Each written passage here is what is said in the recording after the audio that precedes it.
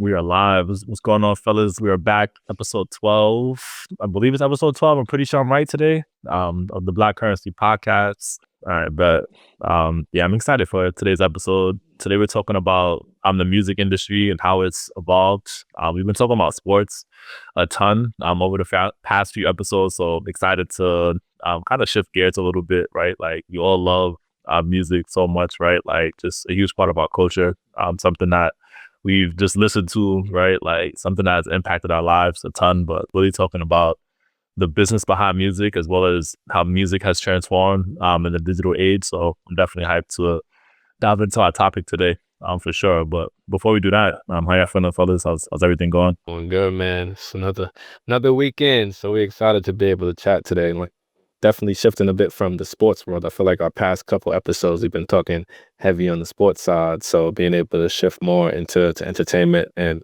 drive some insight should be good. So outside of that, though, everything is good on these sides. How we living, Rod? Oh man, we're doing great. I'm back on the East Coast here in New York. It feels good to be home. So, and I'm definitely excited about the topic. Like I said, we've been talking a lot of sports and just being able to switch the conversation and give our audience something that they can relate to, while also bringing the meaning and purpose and context of money to the conversation as well. So I'm looking forward to this discussion. Same. So we can kick it off. First question that we have is really, how has the role or process of music production changed today in the digital age versus before with the traditional music label model? I think the change has been so big over the past like 20 years in total, right? I think one of the biggest ones has been like just control, right? Who's controlling the music, right? Who's controlling the masters? Who's controlling the engineers, the production, and all the different components that it takes to be able to make a hit song? I think it's just changed so much because labels used to fund everything, right? So they used to fund studio time, used to fund producers, engineers, music videos, all types of different things. And now, like, artists are getting discovered by not only using their own equipment and using like their own technology, but now like even being able to leverage social media, the audience is finding the artist now, right? So I think things are just really have changed just to kick things off. And artists now they have the ability to record right from their bedrooms. So I would say a big transition has happened over the past 20 years, and I think it's only going to get even more. I think artists are going to get even more independent with the opportunity that AI is going to present. So that's what I'm thinking. That's like the initial thought that I had related to how the music industry has changed in the past like 20, 30 years. Yeah, right. And just piggybacking off Keem, it's just seeing the death of physical sales. And I wouldn't say the death of radio, but before, when someone wanted to break a hit song, radio play was super important, right?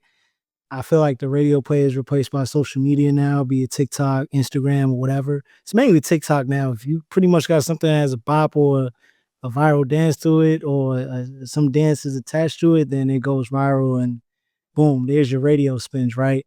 And then now we're also seeing, you mentioned like the pretty much do-it-yourself distribution. Pretty much artists are now being able to do it themselves if they're independent. And there are a few platforms of distribution channels. There's DistroKid, TunerCore, pretty much from where you bypassing those labels, if you don't have that label support, and going right to them. And these platforms are getting they're getting their money off the fees. And then the last part, when you think about the production of music now, like, not only can you make the beats at your own place, like now you got artificial intelligence, AI. So now you could pretty much write the song, sing the song if you don't got a singing voice. So it's just crazy. And those things have its own cost, but it's no longer centralized or dominated by the music labels. You don't need a label to be great in the music profession at this point. I love all those points too. And just to add on, I think just way more creative control for artists as well, just because before it was just like, okay, the label paid for the studio time, right? Like, they gave you access to the best producers, right? Like, and just with all of that control, they also dictated the sound, saying like, all right, I need you to create a pop hit, right? Like that is just marketable to a whole bunch of different races, right? Like people from all different backgrounds, right? Like this is a song we have to make, but with artists being able to take things into their own hands, right? Like record a song within their bedroom, right? Like have a mic, have a computer, like have the right software, full creative control to be able to write songs about exactly what they want to talk about versus kind of being dictated, right? And kind of like led and controlled by a label. So I just love just like the access as well as just like that pivot that the digital age has enabled artists to have. And we've seen it. Like Billie Eilish recorded her first album in her bedroom with her brother, and they won Grammys, right? Like it sold millions of records, right? Like so we've seen just so much success within the model as well too. So I'm actually a fan of just like artists being able to take that control back and being able to really write things that are in line with their souls, right? Like in line with their interests versus all the control being in a label's hands. So I'm actually a fan of just that transition. And even before, like all the advances that labels would provide to artists, right? Like all that money up front that would go into the studio time, into the production, into marketing the song. Rod touched on the radio component of it, but like all of that money that would put artists in debt up front, right, at the start of their career, can be reduced, right? Like an artist can say, like, I don't even want that advance, right? Like I'm able to do this from my home. I could market it on social media on myself. So from a financial perspective, right, like can save so much cost up front, get a great product out there, put out a great song, create a hit, make a ton, and still have control of the masters for that specific record, right? So yeah, I'm a fan of it, to be honest, just when it comes to the digital age of music at this point, for sure. Way more control for artists, which is fire. Yeah, and real quick before we move on, it's so funny that we're doing this topic. I'm at Kwame, you remember the Green Room Studios? Of course, you're In right. high school. And my boy, he got the you got one of these in the crib. They're crazy, so it just brought me back, and I'm like, yeah, like you said, pretty much the access. There's less, the barriers of entry. If we talking in terms of business, like the barriers of entry in music are much lower now.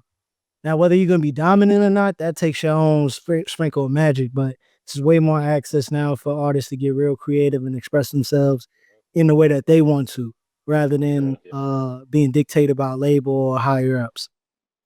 So they don't need, I was gonna say real fast, the artists, they don't need like studio time anymore. Now they're looking for like this distribution leverage, right? That's the biggest thing now, since the independence of artists has grown. Now they're trying to figure out how to distribute, the art and the music that they make. So that's kind of the transition that we're kind of seeing now.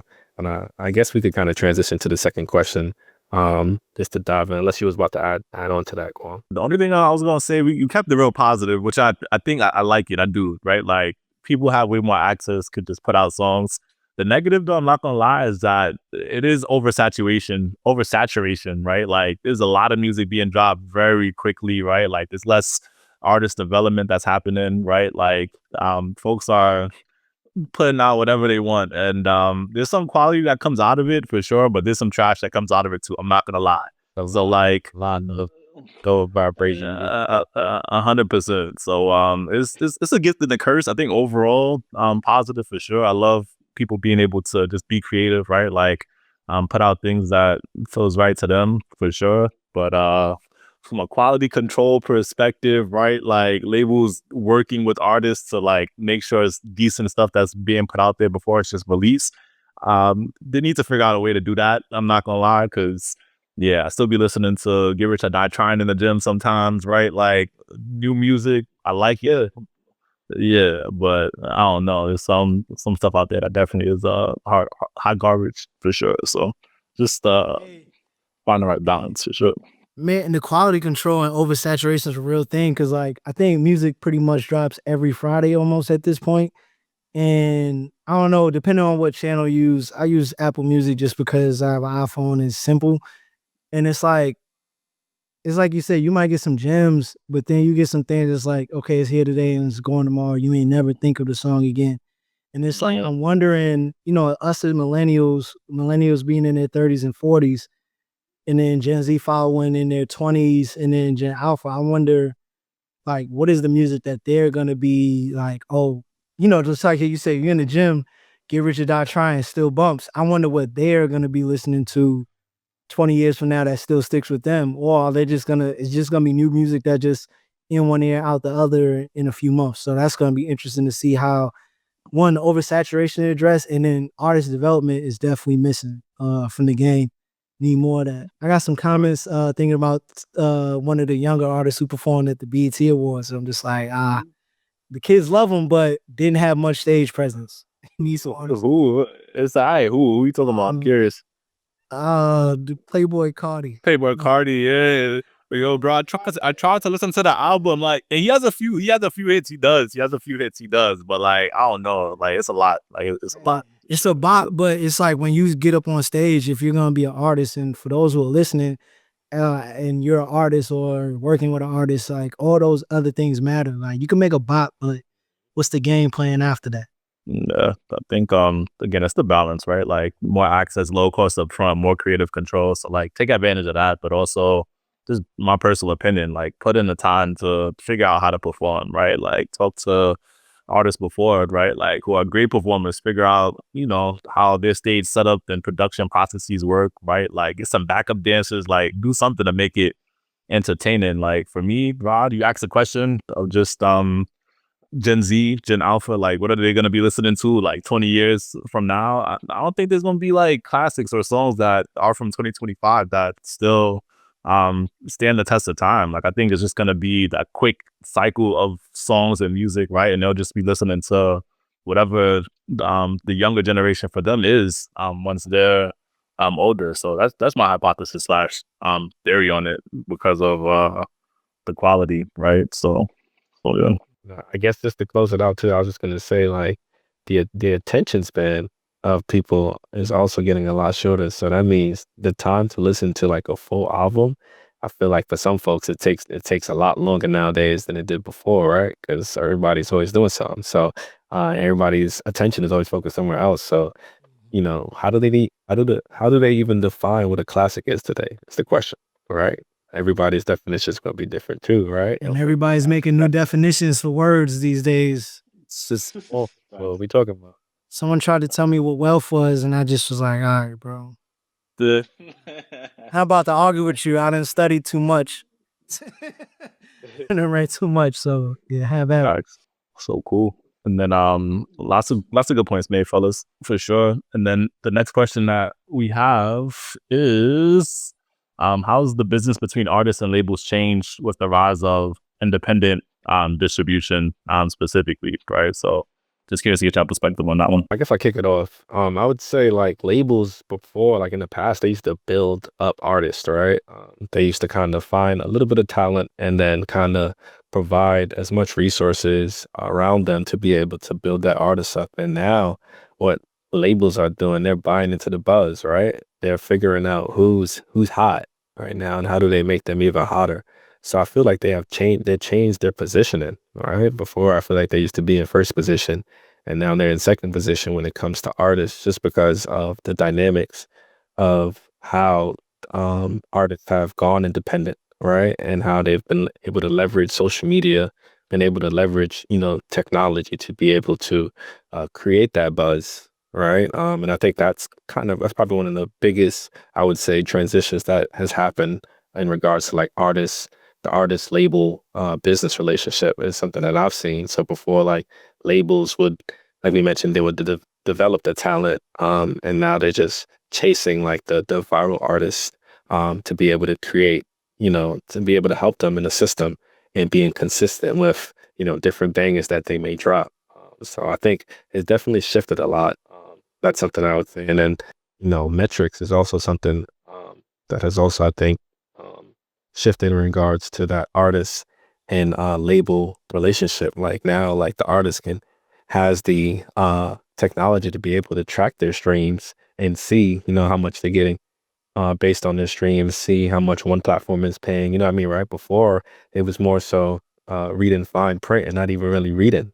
right? So now they have like total control of what that data looks like and how to be able to capitalize on that data. So um, I would say that's like one of the main things that I've seen in regards to like how the relationship has shifted. But I'm definitely interested to hear your thoughts, Rod, in regards to that. Yeah, I had a great opportunity to speak with one of my closest friends who's a music and entertainment lawyer, my boy John Rose over at Fox Rothschild in Atlanta.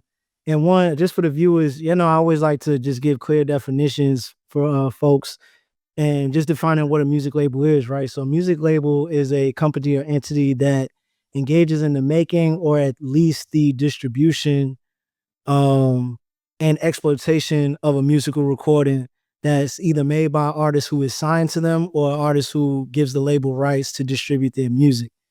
Um, and just seeing one of the other changes that he mentioned, he did mention that for sure. One of the other changes he mentions that because back in the day or before, artists weren't as aware or savvy with contracts, the thing now is like artists want to make sure they have more control and more rights to their music and what their music is even being used for, right? They just want to make sure they're being properly compensated no matter in what capacity that their music is being used in. Not only the artists, but the other people who go into the making of that, whether it's the composer, the person who writes the lyrics, the recording artist, or the person who's performing the song, and then you also have the engineer, the master, mixer. So there's a lot of elements to this music being made, but also just making sure that they will now want more control. I think we've seen a lot in the news about how there are like older artists or artists from back in the day who there were certain legal battles going on over the rights to their music and their catalogs. We heard it with Michael Jackson. We heard it with Prince. God rest their soul, Angie Stone, who passed this past year. There was a lot of chatter around that. And, people had some thoughts around her death and how that related, but that's another story.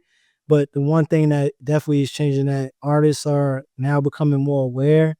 Um, and I just think it's the age and age when like where we're seeing so many things being easily marketed and everyone wants to be fairly compensated. So those artists are looking for that even more. So you're not gonna see like as many 360 deals as you saw like back in the day or however you may. It depends on what the artist is wanting and what that label is promising, but that's one thing that's definitely changed. Like artists not only are becoming more aware and aware of their rights, but they now want to be compensated fairly and as they should be.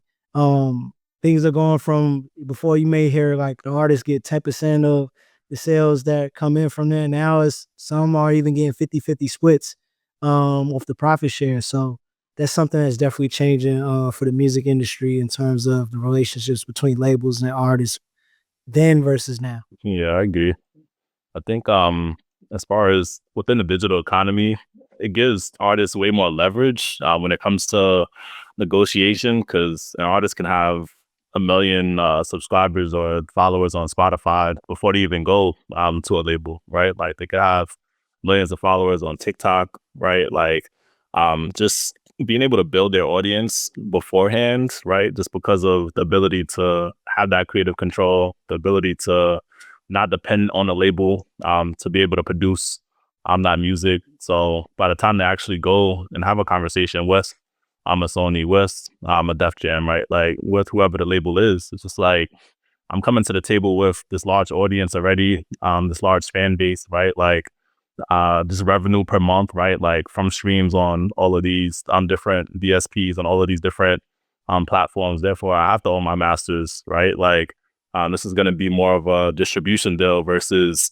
you having complete control, right? Like I may be able to license my music to you, but I'm going to have ownership of it. So I think just the platforms that are out there as well as that control allows artists to go into those conversations with way more leverage. And honestly, I got it before. I get it. Just like labels taking a risk on the artist beforehand, right? Because an artist may not have even um, distributed a CD to a large scale, right? Like they were selling CDs out of their trunk at that point, right? Like had a street team handing out music on a corner, but that's just a small scale, right? So from a label's perspective, it's just like, hey, I'm taking this risk on you as an artist, right? Like the music may sell really well and may go platinum, right? Like it's a possibility that happens, but there's also a chance that it doesn't sell well, right? So I'm gonna need ownership of the music beforehand, right? Like I'm gonna need all of these different just things, give you in advance, right? I need this money paid back because we're not 100% certain or sure. So I think with the digital platform, it just allows artists to put that music out there first, right? Like show and prove to labels that I have this product that is successful, this product that people want, and it gives them way more leverage going into the conversations, way more ownership, right? Which is a beautiful thing for sure as well. And real quick, Kwam, you just touched on something that, damn, we didn't even think about to mention when we first talked about things that change. Street teams. Street Facts. uh, so like, going back to that piece, marketing is now different. It's no, you don't have to be in person. Like you could reach someone just through their phone, through a good, Facebook ad subscription or whatever the case is. Um, Another thing that was different, you mentioned the risk of the label.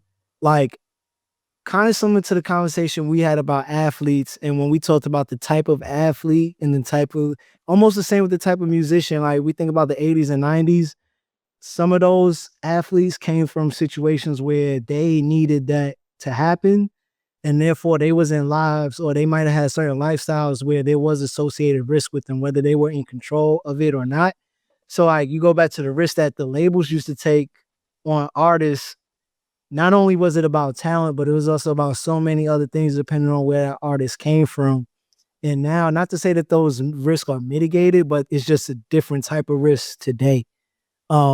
Especially with, again, different generation, different type of artists, different things are acceptable now to say versus in the 90s or 2000s. So those all those things are so real, and how like those relationships, or I should say all those things are so real and how they dictate the relationships and power dynamics between artists and those labels or those distribution companies as well. Yeah, I agree. And I guess I kind of wanted to kind of just take a couple steps back, right? For at a high level, for folks that don't know exactly like, what a 360 deal is, right? Like essentially the label gets, not only a cut from music, but they get a cut from everything else too, right? So labels were getting a cut from tours, from shows, from merch, brand deals, sponsorships, social income.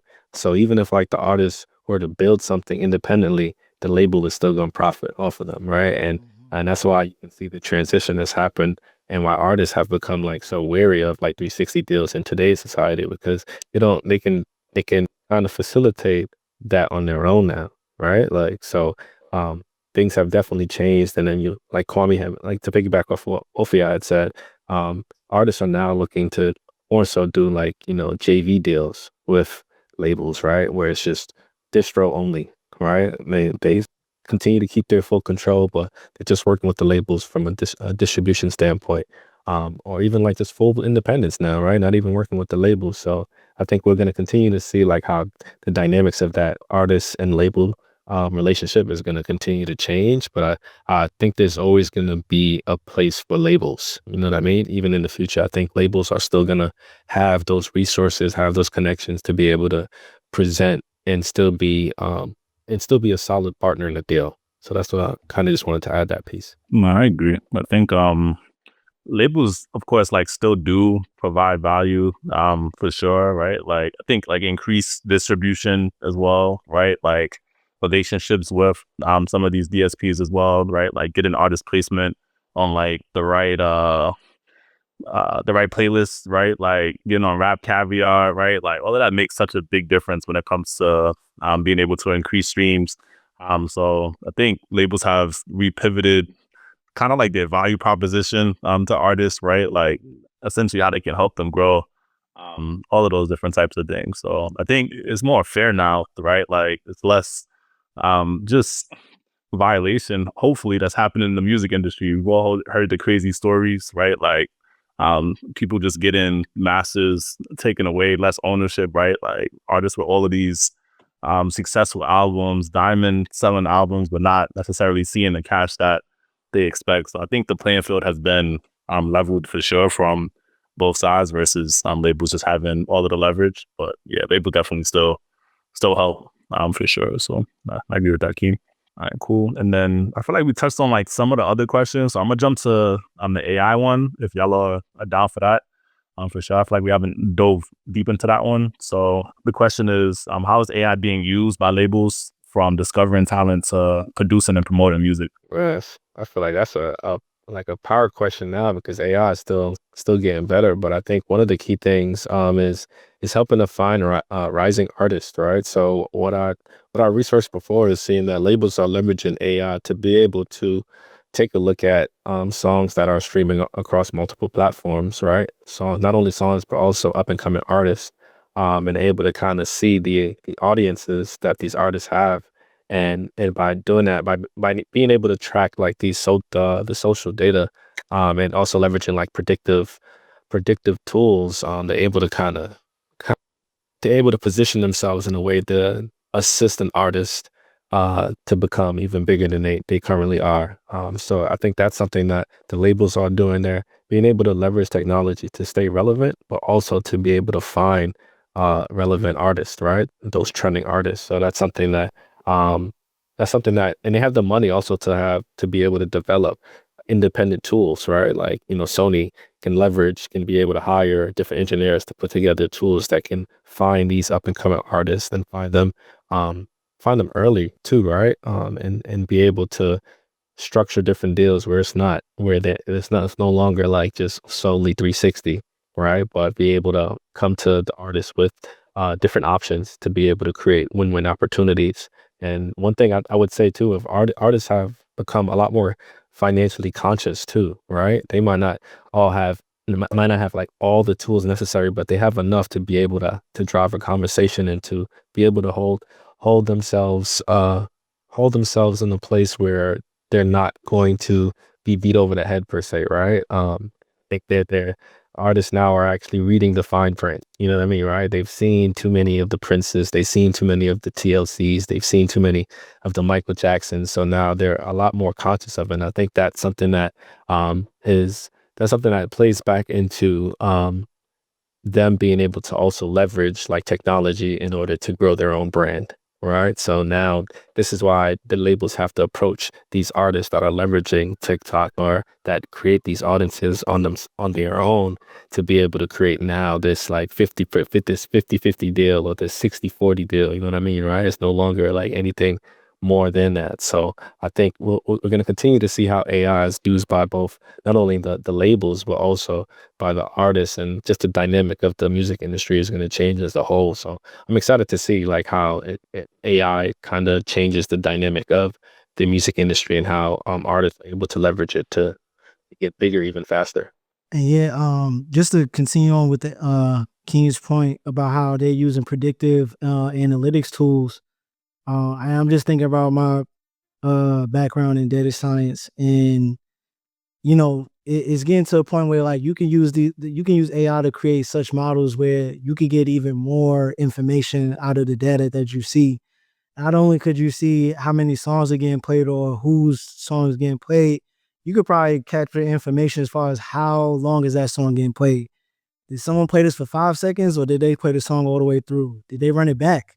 Um, so like the more AI is developing, because AI is powered by like data centers that have so much powering those, right? So those can't really function without that power behind it. So the more AI can develop their data centers, the more that in depth these models can get. And the machine learning, like how all these algorithms are learned upon themselves, like, simple things like ChatGPT are one example that a lot of people are familiar with. But those things all have learning algorithms, and the more powerful your data center is, the more powerful that learning algorithm is. So I can only imagine how, again, like Apple Music, having so much data can capture and influence and work with labels to help them pop someone. TikTok, like data is king these days, more than money, more so. So it's becoming very interesting how like AI is not only used for that, for the insights, but also I think about some of the alternative or negatives of AI. We've seen a lot of fake music being put out, like, or snippets. I think there was, I don't know if it was Drake it was like a whole mixtape or something. It's a collection of songs, and it's like people thought it was Drake, but it wasn't Drake. This was kind of like the earlier years of AI, I would say, maybe about 2 or 3 years ago. Before it's like so normalized now. But yeah, like you got that going on. Using AI to, I don't know, didn't he have Tupac in a song during the Kendrick? I hated that. Facts. Yeah, that was horrible. So I hated it too. so then you go to like, there's the application and there's the spirit in which it's being used. And that could have had its own financial implications. Like who knows, the Tupac estate could have went at Drake and either ordered a cease and desist immediately, or hey, you owe us some money for that because now he's a composer or he's a lyricist or a performer on that track. So as good as AI has been for helping the music industry grow and to be used as a tool to help it continue to grow, there's also some misuses and mishandling of it. But we always see that with any type of new technology or tools, there's always going to be ethics to the game and how those things are used. But that was just one thing I thought about, like how, just like you can make a song, I could sound like Jamie Foxx or someone, but it's like, how far does that go when I actually have to get on stage, or am I not going to be on stage? So it all depends on like what kind of lane certain artists want to go into. So it could be great, you know what I'm saying? I think it would be great for certain genres like techno, club. You could pick up an algorithm on how much people enjoy a certain sound or whatnot. So it's going to be very interesting to see how that develops and how that either helps or hurt artists moving forward. No, facts. I think I covered that really well. I agree with all of those points. Like, just to add on, like specifically when it comes to just artist discovery, right? Like the one that actually acquired this company is called Sodatone, but it's literally an AI platform. It scans streaming data, engagement metrics, on social media as well too, and basically like handpicks up and coming artists. So as far as like A&Rs before going to different shows across the country, right? Like to see different artists perform to get a feel of, who's up and coming, the talent out there. AI is literally being used to scan data and information sets across streaming platforms as well as social media to discover talent, right? So that's so interesting, right? The conversation of AI replacing people when it comes to jobs, right? Like that's come up a whole bunch. And this is like one specific use case where you can see, right? Like literally an algorithm, code on the back end, right? Like being able to do the same job as an A&R instead of that person having to go and do the research on Spotify, on Apple Music, search TikTok, search Instagram, right? Like this platform can probably do it looking at thousands, tens of thousands, millions of different artists, right? Like in a short amount of time. So that's just really interesting. And but I agree with your point. I hate the AI like synthesized sounds mimicking existing artists. Like for me, the beauty of music is just like the creative component of it, right? Like a person being talented, being gifted, right? Like being able to just sing their ass off, right? Like just write a crazy double entendre, right? Like just that component of it. So yeah, I'm not really just feeling the AI when it comes to like actual song creation. When it comes to like mixing and mastering songs, I've seen like a whole bunch of tools used on the back end to help improve the quality of like the output of a song. Like that's something that could be interesting / cool. I'm just always interested to see just like with engineers who are doing that before as humans, with all of these new tools being introduced, right? Like what are they gonna do, right? Like how are they gonna just help with music production, right? If AI is being used as an A&R or if they're being used as the producers, right? Like where would those folks go if labels are, or even artists are able to use these tools to do some of these things themselves, save costs, and still put out good products? Like that's always just my question, right? Like, and I think that's a big question that we're all asking. Just what are folks who are displaced by some of these tools? What are they going to do? I don't even have the answer, to be honest. I have no idea just yet, but just something that's kind of always at the back of my mind for sure when it comes to AI. Perfect. I think one of the beautiful things about music is that it's almost not almost, it's from the soul and rhythmic. It's something you can feel. And I think about, there's this page I follow and they talk about like, well, not talk about, they show how certain hit songs were made. And the things that these producers, like you think about Pharrell, Kanye, or other producers, like they would make beats out of a sound. Like if I pluck this laptop and they would do it like 4 or 5 times, right? And then you throw in another sound and it's like, oh shit, I got something. Then you throw in this random thing. Like the beauty of that, I don't think AI or technology will ever quite touch. Yeah, you could AI someone's voice or whatever, but I don't think that ability to make, music. I always used to joke with my friends about this certain like rap that I hear, and I was like, man, it sound like the backwoods and lean beats, like same beat that I would hear with the bass line, and I'm like, everybody's rapping on it.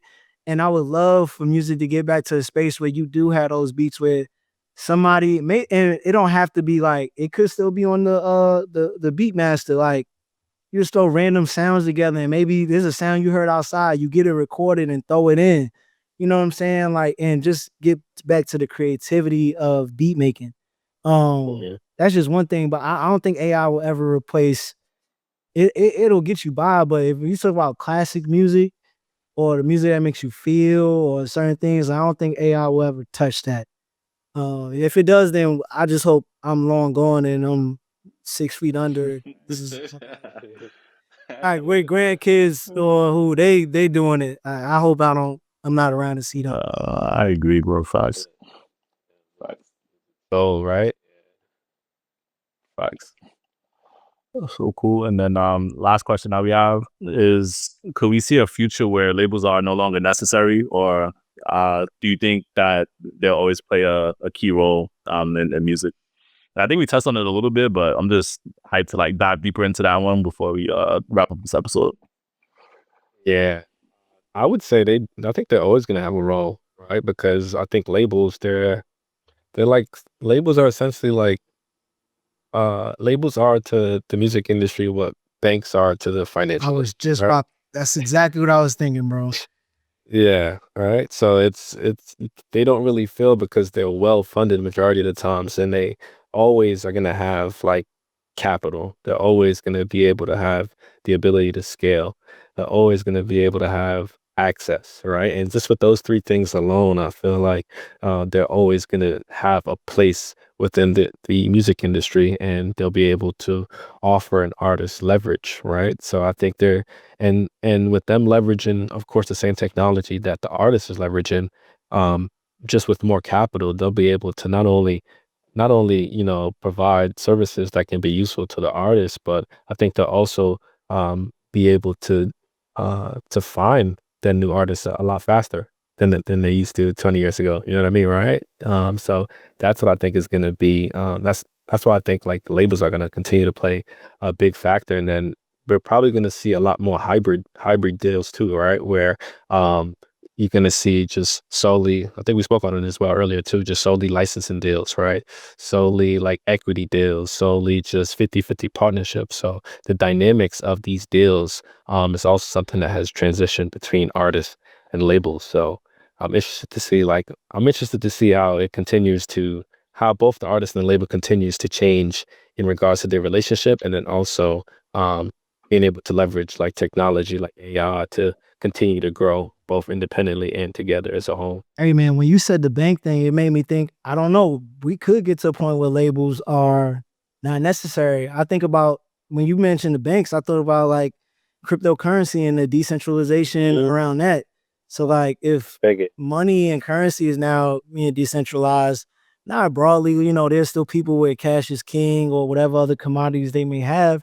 We could very well see the decentralization of the music industry, especially if again, depending on what tools and the development of technology and the distribution, I think we could see labels just going straight to solely to distributors with luxury services or complimentary services, right? That might be their bread and butter more so than just, being, having the artist development. But then again, it depends on where music industry and entertainment goes as well. Like, are we gonna get to a point in the future where everything is on the screen? You don't have live performances. I mean, we briefly saw something like that with the pandemic and where we couldn't go anywhere. So like the world is so unpredictable now. I very well wouldn't rule it out. Again, like when you mentioned the bank thing, I was like, yeah, it's the same thing. Like these music labels are long-standing institutions, right?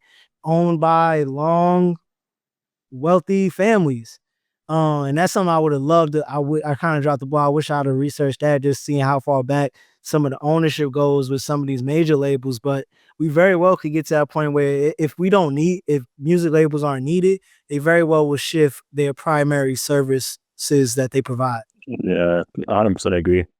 I was looking it up too. I'm curious. We should just look that up real fast. Like, how old is like Universal Music Group? I am curious how many years it's been around for sure. But yeah, I agree with all your points. I feel like the role of a label is just gonna evolve, right? Like just like industries always change and evolve, especially with technology coming into play. And Akeem as well as Rod, like I agree with both of your points, right? Like thinking of a label as a bank, but also like kind of like as a venture capital partner at this point, because an artist can like build that initial product, build that initial brand, right? Like have some reach, but a label can help them to get global distribution, right? Like invest into marketing for that specific artist, right? Like help them get TV appearances, right? Like brand deals, right? Like help take that artist to the next level while supporting them, right? Like not taking like full control of the artist's catalog in general, but taking like maybe a smaller piece of equity, right? Like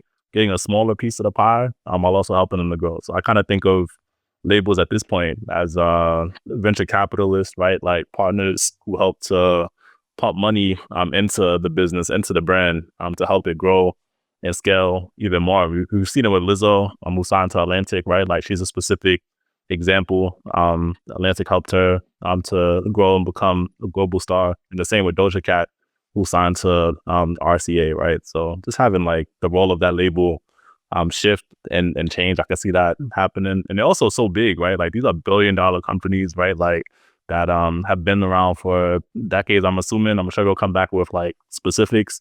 But honestly, I can't see like people with that much power and influence before just like completely letting it go. Like they'll figure out some way to be able to partner with artists, right? Like to allow their companies to continue to scale while like supporting and helping artists to grow at the same time, right? So yeah, I can't really see them disappearing, and they're not having that. There's no way in there. So,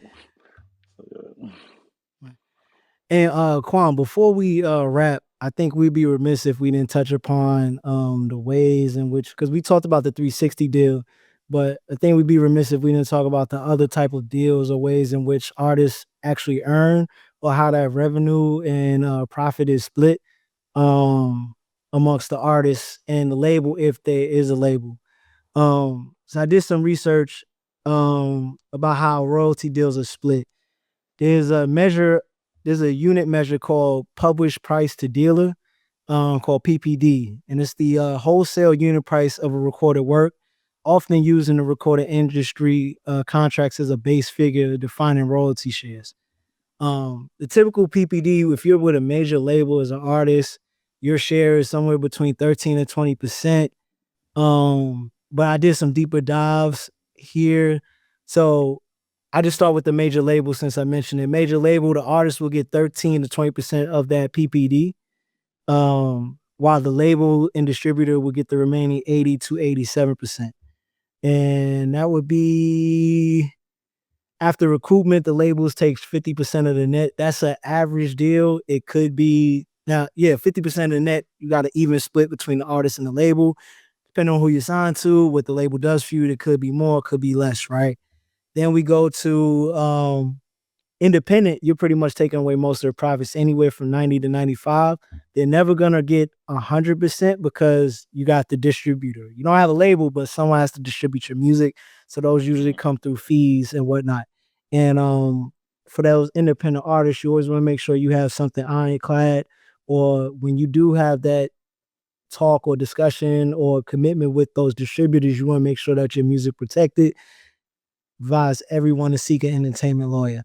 Whether you're a producer, songwriter, or any part of the composition or production of music. Then you have a 360 deal, which we talked about. You may get 15 to 20% of the share, but then after that, The label gets the majority of it, and everything after that they invested in the touring and merch. So that's pretty much the typical deals you'll see in which the royalties are split. Also, I want to talk about the types of royalties. You have two types of royalties. There may be more, but there's two major ones. You have your recording royalties, which are often referred to as masters, which come from streaming and sales. And then you have your publishing royalties, which speaks to the composition and songwriting. Those come from performances, radio plays, and then something called mechanicals, which is per sale or stream. So I just want to make sure we clearly define that for our audience in case there are any young artists out there, producers, engineers. You really want to understand the type of royalty deal or in which ways that your revenue is going to be split with either your label or the distributors of your music. That was fire. I think the royalty overview too was helpful, right? Like the different royalty you'll get as like a songwriter, right? Like versus just artists like performing the song, or if you did both.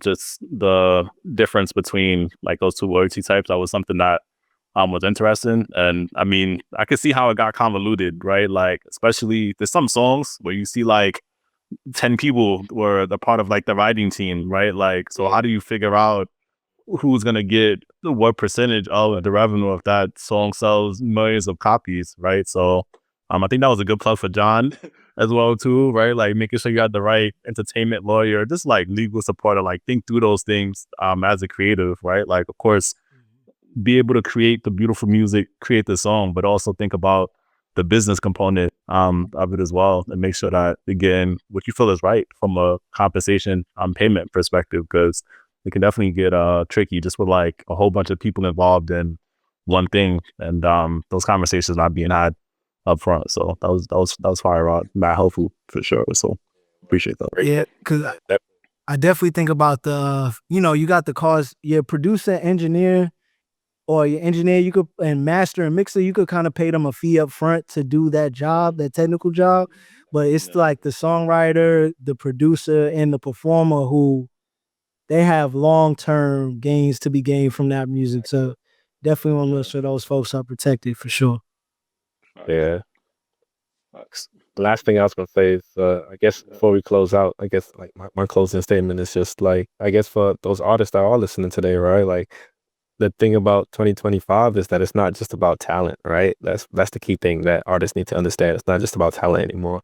It's about like knowledge, it's about ownership, and then also about understanding leverage, right? And the power of leverage.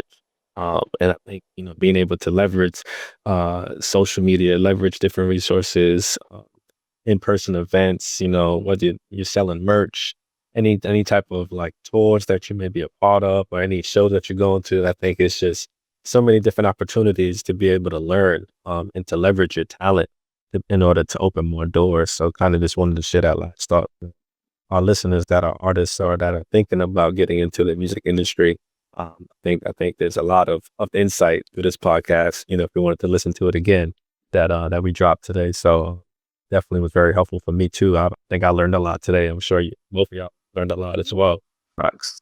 Well said, Keem. And on that note, make sure to subscribe to us on YouTube, right? Like, especially as you're listening, we see a whole bunch of folks tuning in, but make sure you're also subscribing as well. Follow us on all social media platforms, of course, Instagram, TikTok, Threads, whatever the platform is, the handle's the same. I'm at the Black Currency. We have a pitch competition coming up in October as well too. So if you're a small business owner or you have somebody in your network who could use funding, we're giving away $10,000 to founders, right, of small businesses. So definitely reach out to us if you're interested. But I definitely enjoyed today's episode, fellas. A lot of information dropped for sure. Audience, comment as well too, right? Like, let us know your feedback, topics you want to hear us talk about in the future as well. And that is a wrap.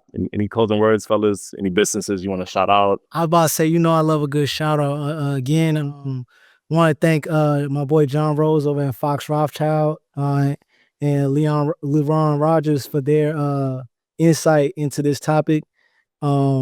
Anybody who's in music, producer, songwriter, whatever, please go look them up, holler at them. They will get you right. Watch them help many of producers, no matter how small or big. make sure that they're fairly compensated. So big shout out to them. Well, that's a wrap. Episode 12 is in the books. Peace.